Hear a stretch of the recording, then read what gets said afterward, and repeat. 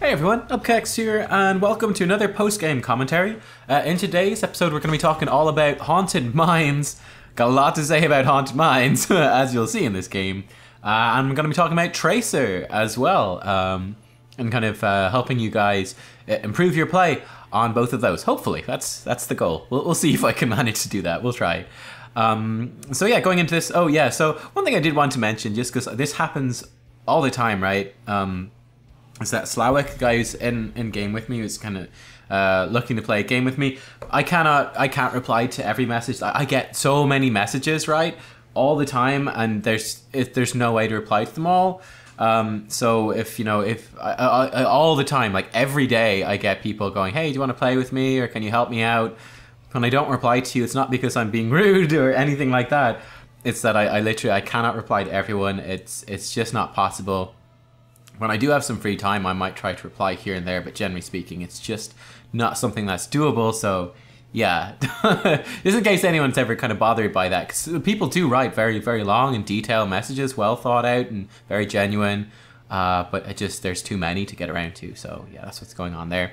Anyway, so we're going to Haunted Mines. The enemy team has the first pick.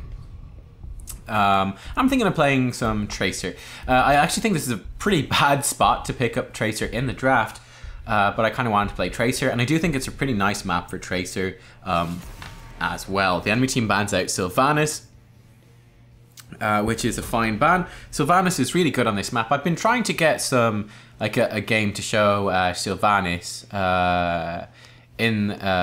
on Haunted Mines, but it's quite difficult to do. I kind of have that bad luck where where people don't know how to play with her on this map. But basically, Sylvanas exacerbates, or she even more incentivizes what is already in fact the best way to play the map, which is simply to ignore for the most part the objective and to simply push with mercenaries instead. You pick up Merc Queen at level 1 and you just destroy everything, mostly ignoring the objective. You just take the Mercs, you push them in, then when you have the map objective and the map pressure, then you go back and then you can take the skulls when it's safe to do so. Basically, that's how Haunted Mines works. The enemy team leads off with first pick Zul'jin, which I think is still really, really good. I'm going to go for Tracer anyway. Now, it is kind of scary going up against the Zul'jin. His right clicks. Tracer's quite weak against heroes with point and click stuff. Of course, basic attacks are point and click abilities, effectively. They're not skill shots. It would be cool, I think, to have a hero that did have skill shot basic attacks, but it doesn't exist. They're all point and click. So yeah, that's definitely always a scary thing to watch out for as the Tracer. The enemy team then grabs an Oriole and a Genji. I think the Oriole pick is quite clunky. Obviously she wants the Crystal Aegis against the Chromie and the Tracer. However, it's also, I think, a point of vulnerability where she can be played around by the Tracer and the Genji. We can exploit that. She doesn't synergize all that well. Certainly not with Genji. She's quite bad with Genji. But she's pretty good with Zul'jin. So yeah, at this point, you're kind of looking at what we might take or not. Certainly our teammate wants to play Varian, so I was like, yeah, that's perfect. If he plays Varian, we can simply ban another tank. The enemy team won't ban Varian. They want Varian for themselves. Varian is nice against the Genji. Varian is nice against the Zul'jin as well. Zul'jin can't do too much to the Varian while he's got his protected status. And it removes the Varian as a counter pick to Tracer. So just the way the draft is lined up. Now, unfortunately, I was eating at the time, so I didn't get a chance to type it in properly. But at least we stopped the Varian from being banned. And unfortunately, our teammates have switched to Nova and Murky, but I think they do switch back to the picks that they were originally showing. The enemy team bans out Ana, which is quite interesting. I think Ana would be pretty good for their team, actually. Be something of a risk, though, I suppose, against the Tracer and the Chromie. But it could be pretty good. Certainly, I don't think we particularly want the Ana. I think the Ana be quite vulnerable against the Genji. It's possible, but it would be fairly vulnerable. Our teammates do lock in Rhaegar and Varian. I think those are two really nice picks.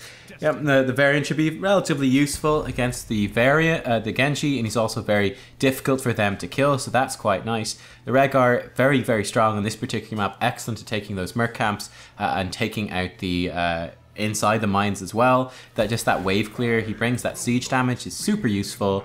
So definitely very happy to see that. He can also, of course, Ancestral the Chromie if Chromie does get dived and targeted by the Genji and the Zul'jin guillotine. So all those things are quite nice in terms of having the Rehgar pick. I like it a lot. The enemy team actually grabs Gul'dan at the end, so this was their plan. Obviously, they're running Gul'dan as the battery for the Oriole, so that makes the Oriole pick a bit more sensible. But they are running triple backline, which is certainly a very big weakness against the Chromie Tracer, so we will be looking to exploit that. I really like the Tastar pick at the end as well. Tastar Tracer synergy is fantastic. We're not going to have a great solo lane. I think the Tastar does have to actually go take the solo lane, which means our 4-man won't be as strong with the Tracer early on, but we will make do. But yeah, there you guys go. Let's see how it goes in the game itself. Alright everyone, and here we are in the game. We've got Tracer, and one of the really nice things that is going to be to our favor in this game is that we have the Tastar combo. The shield that Tastar gives us will give us protection to dive in, and also the self-healing that we will get from that shield through our basic attacks will help us to sustain up and basically play a lot more aggressive, which is quite nice. Very important, as really very important as every hero, and certainly newer players, weaker players don't do this half enough. If you want to be a really good Heroes of the Storm player, this is what you have to do, okay? Is you need to play around your opponent's cooldowns and their abilities. You need to be aware of what cooldowns they have. You need to be aware when they use them, when they're not available, and then what opportunities you can exploit. This is going to be very true as Tracer in this particular game. So a few things to watch out for. For example, obviously the Horrify of Gul'dan, stuns on Johanna, the stun on Oriole, very much so the dashes and the shield on Genji. That's a real problem. So Genji throws a kunai every time you shoot his shield. Tracer shoots 8 times per second. Something like that, so that's very bad news. So we can definitely have some pretty nasty trades into the Genji if possible. So for example, right there at level 1, we trade into the Genji at the start. I know he's used his dash, I know he's used his shield, so I see him deep in the lane, jump on top of him, he doesn't have his cooldowns, and we do tons of damage to that Genji. Right, that's the sort of thing that we're looking for. The enemy team has 2 heroes up top, so I'm going to rotate away and start pressuring on up here. Again, Genji on low health down bottom lane means that a lot of pressure has been relieved up there. Going to chase in here on the Oriole, going to hit her with a punch, throw a grenade at her. Now I actually make a mistake here. I thought that would kill her, it does not. Luckily we have a dash, we dash in, use our recall to get out, and we do pick up the first kill right there. That was just inexperience on Tracer, right? I should have known, or you really ought to know, that you would kill them. Missed that opportunity, so we kind of lose out on that. Now Genji could have been more aggressive there, but he actually uses his E to open, which means we just dash the other way, and then we're out of the fight, and things are all good. Once again, looking towards a gank at the top lane. Again, they have overextended already, so perhaps they will do so again. There is the Gul'dan, he's fairly deep in there. We get the Tastar shield, so we can be fairly aggressive. Oriole misses the whip. We're doing pretty decent damage to that Gul'dan. Use our E then to get out, once we've gone pretty much as deep as we can go. And yeah, we're just going to be roaming around. So just keeping pressure on the map. This is really nice because we're on Haunted Mines. We're able to do these things. Unfortunately, our teammates are very, very deep out in that bottom lane. They take an awful lot of damage, 2v3, which is not a good idea. They want to stay back and poke and wave clear safely. So we do arrive down to help out, and we've charged up our pulse bomb now. Basically, whenever we got our pulse bomb, we're looking for kill opportunities as well. How low is anyone? Because we can dash in their face, pulse bomb, melee them. We can even melee to finish off the pulse bomb and do that, and we can play around it. So we go out fairly deep in the lane. We're kind of poking about. We've got our dashes ready. We see the Genji come in. We go out again. This is a kill opportunity. I fat fingered that one, that's a mistake. So we could have 100% killed the Zul'jin there. What happened was I didn't press Q the second time, where I tried to and messed it up. But basically wanted to dash twice on his face, melee him, pulse bomb, he would have died. Only dash once, then the pulse bomb, and I think the melee hit the Genji. So that ends up not being very useful at all. But yeah, that was an aggressive play that we could have made. Mechanical mistake there from me. But yeah, always looking for those opportunities with the pulse bomb to secure those kills. I did take a pulse strike, or whatever it's called, at level 1. I'll tell you all the taunts at the end, don't worry about that. That's the one that gives us 20% bomb charge when we melee a hero, so we can definitely use that for some nice things. Here I've spotted the Zul'jin and I'm looking for him. So I can dash in aggressively and E out if needs be. We can just get a good trade, good damage outcome on him. This is Johanna, hello, we're going to dash in, we're going to melee her. We're going to get chased by the Genji. He uses his jump. He shouldn't have done that. So we're able to get out. Zul'jin not paying attention. And we're simply able to dash and walk away. You can see how aggressive as well I'm being in terms of the flanking and everything like that. We're pretty safe from Johanna. Right here, I wasn't paying attention to how much bomb I had. That was a mistake. You can see me highlighting the bomb, pointing out that mistake. That was a kill on Zul'jin, but I wasn't paying attention to how much heroic charge I had. So yeah, that's definitely a mistake, and now my HP is pretty low. Now I can still kill Zul'jin, unfortunately Johanna arrives, but you can see I was getting in position for that. Even though my HP is really low, we can get in, out, and hit him before he can really do anything. You can see right there, I go for the attempt, but he's too far down the lane. I was kind of expecting, Zul'jin's positioning has been quite weak thus far in this game, so I was kind of expecting it would be worth the risk, and just got to commit to it right there. We lose the, you know, if we miss, and we did, we lose the heroic, but I need to do it really fast, you know, just dash, dash, dash. Press or press W, press E, get out of there as fast as possible so that we dodge the basic attack. We got a very small window, got to commit to it, we commit to it. He's actually further back the lane than I thought he might be, and therefore we miss out on that, which is a bit of a pity. Right, now this is a really interesting point. Look at the map.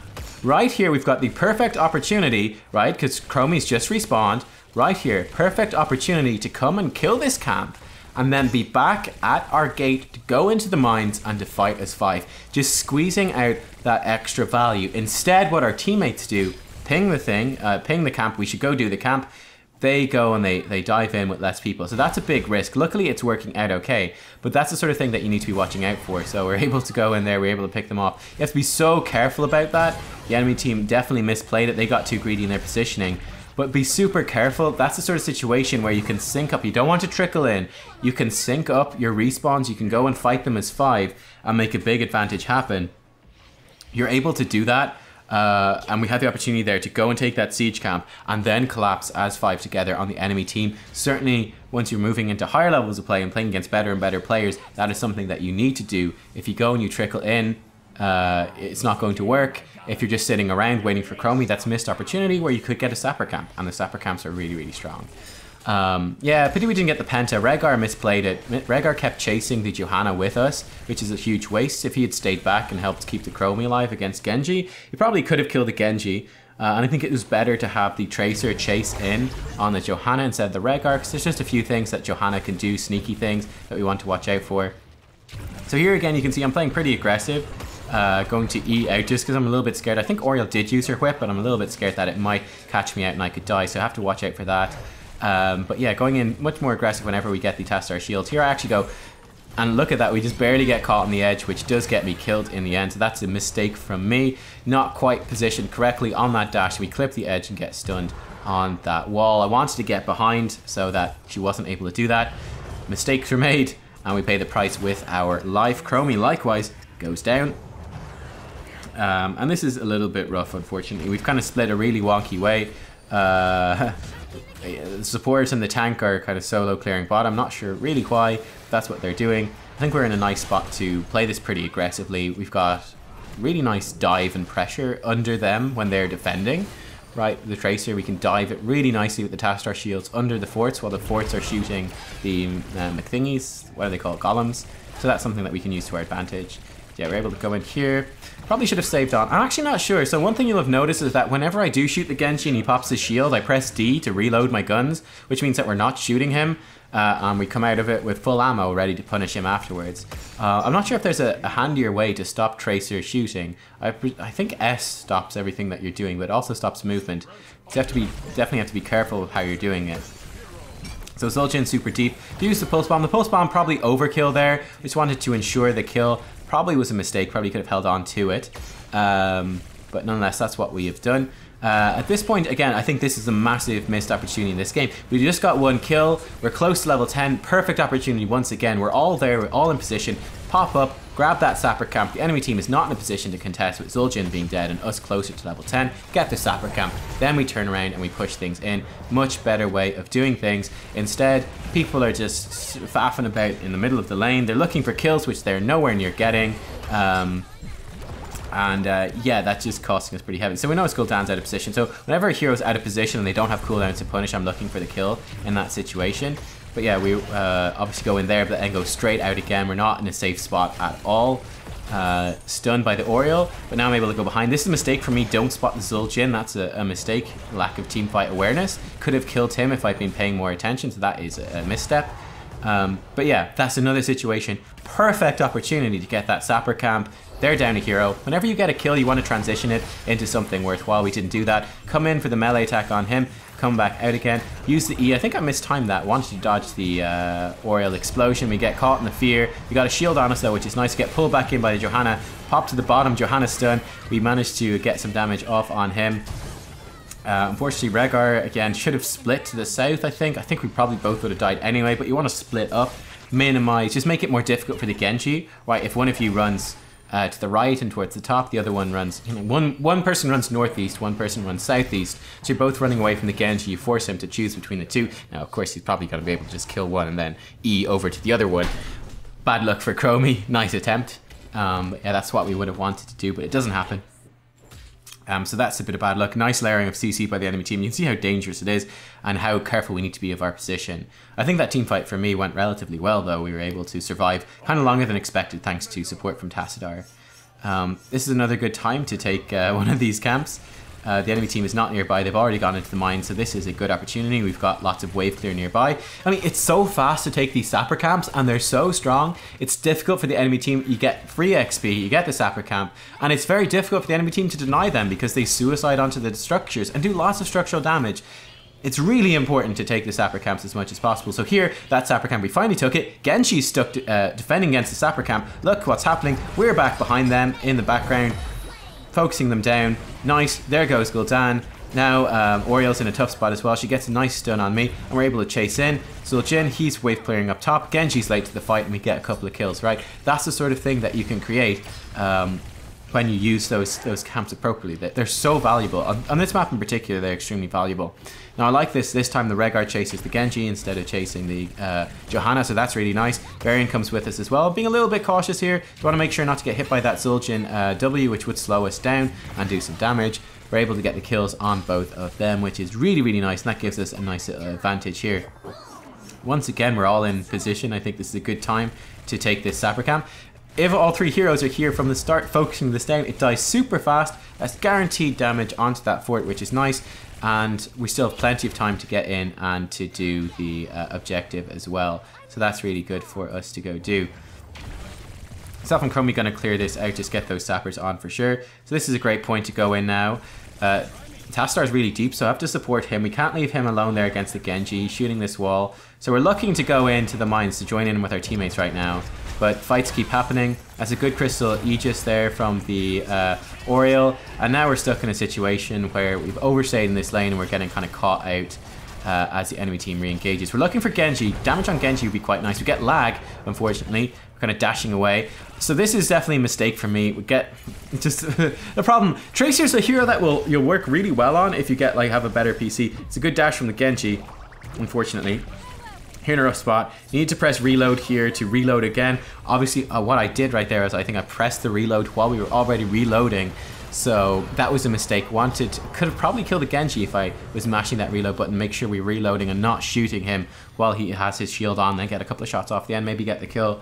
Definitely misplay for me. That little bit of lag leads to a very poor decision on my part. Get kind of caught out, and we do lose one hero. It's kind of a rough spot, kind of a rough chain of events, alright. But yeah, Tracer's definitely a hero. She's very fast paced. You need to have very fast reactions. So she's the kind of hero that pay to win, in the sense that genuinely having a PC that will run smooth 60 frames per second is a massive advantage. Any fast paced hero, that's really any hero in the game, but especially fast paced ones, that's very much true. I think forcing a fight down here is fantastic. The enemy team is way out of position. Go in deep, melee, and use our E. We have very good timing though for the Oriel on that Crystal Aegis. Does save that the Gul'dan, but she goes down. Johanna goes down as well, and Gul'dan is going to fall too. He even uses his heroic somewhat fruitlessly, which is really, really nice. So right here, going to mount up, looking for this Genji. Can we get him? We've got to dash up in 1 second. No, he's got his D. He's able to get out. A little bit risky in the sense that I didn't have my E available, but I figured that Genji was vulnerable. If he didn't have his D right there, his trait allowing him to jump, we would have been able to get in, melee him, and with our basic attacks finish him off, get ourselves another kill, and the E would have been up on time to escape from those turrets as well. We'd be low on health, but would survive while alive. So this is quite nice for us though. We're going to get this golem, which is great, and we'll be able to create some plays with that. So yeah, nice. You see, I'm pinging. I spam ping a lot. I'm being a bit of a dick in this game, I play a lot of games. It's very tilted in this game, and you've probably sensed some of that in my commentary as well. Very tilted going into this one. This is a mistake on the pulse bomb. Thought she might go the other way, so that is a bad error on my part. They were able to juke back out though, but that's not too ideal. But yeah, definitely a super tilted, so I'm spam pinging a lot. Basically, you guys, like, some of the feedback you guys have been giving on streams is on Nubkeks, you should try shot call more and do stuff like that. So that's what I did this day when I was recording. I had about 5 games in a row where I was not only ignored but flamed for shot calling by, you know, other players, which got very frustrating anyway. And I realized why I don't shot call much is that I get really tilted, then even more tilted when I make a shot call that I know is right, but people don't do it. So right here, this is a huge mistake by the Rhaegar. Which golem is stronger right now? If you said the enemy golem because it's 52 skulls to 48, you would be incorrect. Because while yes, that is true, it is slightly stronger. Of course, the much more pertinent and important thing is that their golem is attacking a fort, whereas our golem is attacking a keep. What does that mean? That means that our golem is immensely more valuable. It's immensely more valuable. So we're in position to go and push in that one down bottom. I think it could have gone really, really well. We've got level 16 advantage as well. Great opportunity to, you see spamming pings. I'm very tilted by some of the decisions happening in this game. But yeah, really good opportunity there to push the bottom keep. Doesn't happen though. We go and defend. That's a huge wasted opportunity. So always be thinking on Haunted Mine, should I defend or should I go aggressive? That's nice Johanna, very nice Johanna play right there. Really good Johanna play, gets everyone locked down. Genji follows up, Gul'dan follows up, and we get absolutely wrecked. I think a big mistake we made in the team fight was we used both Chromie and the Tracer Heroic on one single target, the Oriole in that case, and of course Oriole can just use her Crystal Aegis then on that particular target, which nullifies both the Temporal Loop and the Pulse Bomb. So we always want to separate those as much as possible so that Oriole has to choose who to Crystal Aegis. Does she Aegis the Temporal Loop target or the Pulse Bomb target? Or then of course we can of course stack them up. If she doesn't have it available, then go ham, right? So this is nice. I know the enemy team is all towards the top lane. I can see that we've got the vision point as well, so I'm able to go pretty deep and start wave clearing here. Rhaegar starts spam pinging retreat. Obviously I don't have a very high opinion of the Rhaegar, so I do the classic Nubkeks tilted thing, which is I do exactly what they've ordered me not to do, and I go a bit further. And I know I'm safe, I know I'm not in any danger. Kind of moving forwards here, even thinking we might catch them out in a flank. I'm looking for an opportunity to perhaps go in. We're obviously staying back so we can't be CC'd, hit by a Horrify or anything like that, but the enemy team has overextended a little bit. We're able to pressure them in pretty nice. Tassar gets a good force wall. We're in doing some damage on this Gul'dan. I'm just flanking towards the bottom again. I want to be kind of split up so that they can't chase me too much. We get the pulse bomb on the Genji. He dashes the way in fear and he gets killed before Oriole can Aegis him. Johanna's in deep. She's doing a pretty good job here. We're going to dash in behind, look for the squishy targets. The Zul'jin will take me out, but our teammates are collapsing anyway. Another good force wall from the Tassadar. Johanna is mostly locked down, and there we go. Fantastic. Like I said, I felt like positioning was really good there, and you can kind of see it panning out. We're looking aggressively for that. Obviously staying out of range of any dangerous crowd control, but it doesn't matter if you're 1 foot outside of dangerous crowd control or if you're 10 foot outside of dangerous crowd control. If you're out of danger either way, they're much the same, and in fact, oftentimes it's better to be only 1 foot outside, so long as you're correct, right? If you misjudge it, then it's a problem. But if you're good at judging it, then that's often more worthwhile because you get extra information in terms of positioning. You're more in position to pressure things out and capitalize on mistakes and opportunities. So that's kind of what you want to do. Sometimes you can even be in a dangerous position if it's worth the risk. I mean, very often that's worth doing, in fact. But yeah, that works out really well. We get 4 kills, we lose 2 heroes. That's a big win for us. We're level up, which is nice. And excuse me, we've got a huge lead on these skulls, which is great. So we're 72 skulls. That is really nice. I think actually that some of the middle golem was damaged as well, so that's cool. Notice that Genji is coming this way. Thought he might be going out. Now he's gone this way. Cool. So we're going to use our dashes, chase after him, finish him off with a melee attack. Just waiting there to try chase him down. And this is a really nice opportunity now to force things pretty aggressively, right? Genji's just been taken out. Who's their most dangerous thing? They use the Horrify. That's cool. We're in some trouble. We use E to remove that. Dot trying to juke around here. Pulse bomb on the Johanna, dash out as well, melee her as we go, and we actually get the kill, which is fantastic. Watch Rhaegar Hearthstone. Mistake. We won the game here except for the Rhaegar, unfortunately.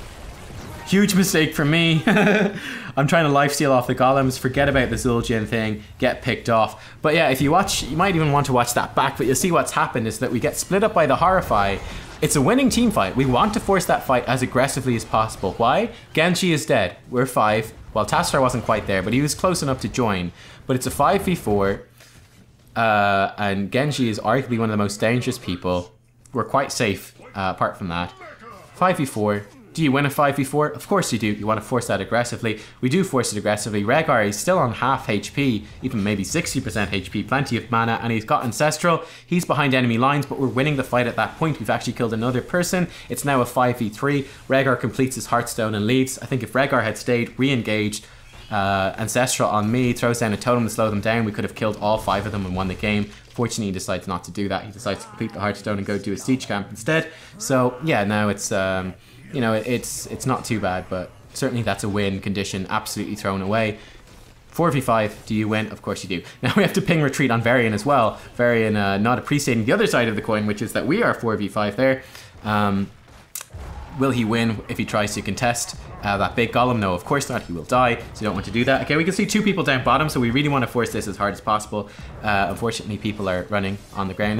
Chromie could have mounted up, for example, I think right there. Gone up a temporal loop someone when they're further out. She does get the temporal loop on Gul'dan. For some reason, Oriel doesn't use Crystal Aegis. Gul'dan gets killed, and that is a massive mistake. We've hit level 20, and now we're getting to push in on the keep, and they're missing Gul'dan for 50 seconds. So this is a really, again, another big win opportunity. Massive mistake from the Oriel not to use that Aegis there. Really needs to. Gul'dan is temporal looped outside of the base. They really don't want to be there. Missed my bomb on the Genji as he dashes past. Just trying to keep our distance between him. We get the Tastar shield on. That means we can go aggressive. In we go, onto the Genji, focus him down, and he gets taken out. Desperation play from the enemy team as they're going low. Now Zul'jin is low on life, so we are a threat to him. He hits us with a net, which is cool. Gonna dash in. We can still have a dash so we can dash back out again. We take some damage, but that's okay. Get a Tastar shield so we can heal up. Ancestral gets thrown on us, bit of a waste. With the Tastar shield, we're able to leech life very, very quickly because we got a small HP bar. And I think he does have the talent for extra thingy. So we go in on the Zul'jin now. He's out of position. Chase onto Johanna, throw the pulse bomb, miss it because I'm a noob. But we're onto core. And yeah, nice Tastar shield on us again. We're able to go in aggressively, chase that Oriel down. She's out of position. We've got the dash charges to go. And now boss is on core, we're on core, and this is going to be game at this point. So yeah, there you go. I think a bunch of really interesting things in this particular game. Lots of rotations from Tracer in the early game. Really want to highlight the value of those sapper camps and taking those sapper camps when you've got opportunity and then playing around it instead of, you know, just moving straight into the mines. Take a siege camp very quickly when you're in position to do so, which then the enemy team has to respond to that siege camp, or else you get big value out of it, and then you can move into the mines. It's actually more safe, you get a lot more value out. So maximizing the value in terms of where you're going and the plays that you're making. Obviously big things like push with the golem, that's equal golems, 1 on fort, 1 on keep. Of course the one pushing on keep is an awful lot better. And yeah, then looking for opportunities, holes in the enemy team's defense, and jumping in on those weaker targets. And you are safe. If they don't have cooldowns to punish you, you're safe. Right? If they don't have cooldowns to punish you, you're safe. So you can go in aggressively.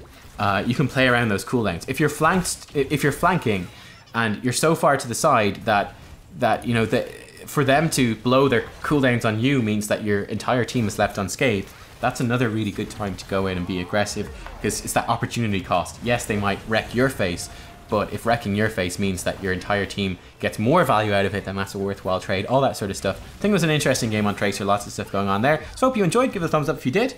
Let me know what you think of post-game commentaries as well, and I'll see you all next time for some more Heroes of the Storm. Bye-bye!